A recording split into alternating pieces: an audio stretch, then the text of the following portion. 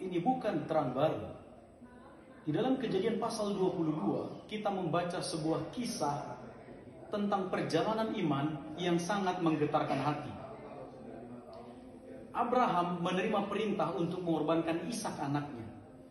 Perintah ini bukan hanya sekedar memberikan tantangan, tetapi juga sekaligus menyakitkan bagi Abraham. Bagaimana tidak? Anak yang dia rindukan selama ini, yang dijanjikannya sehingga dia berharap harus diminta untuk dikorbankan.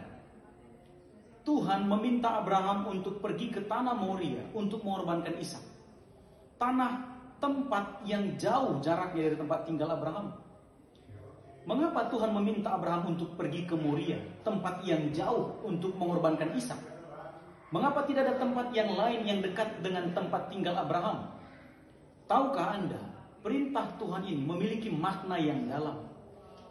Abraham diminta pergi ke tempat yang jauh, agar selama perjalanan yang ditempuhnya, Abraham dapat memeriksa hatinya, dapat bergumul dengan perintah Tuhan. Sehingga ketika dia tetap mau melakukan mengorbankan Ishak, berarti keputusan itu adalah keputusan yang penuh dengan kesadaran dan pertimbangan. Itu bukanlah tindakan yang impulsif, yang hanya dilakukan karena emosi dan terdesak saja, tetapi dilakukan atas kesadaran penuh. Apa yang dilakukan Abraham ini benar-benar menguji hati dan pikirannya, menguji kesetiaannya.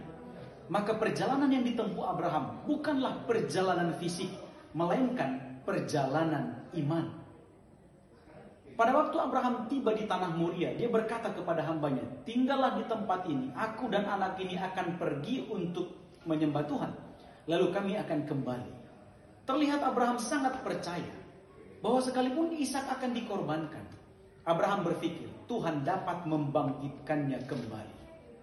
Akan tetapi di Gunung Moria itu, pada waktu Abraham mengangkat pisau untuk mengorbankan Ishak, akhirnya kepadanya ditunjukkan seekor domba yang akan dikorbankan menggantikan Ishak.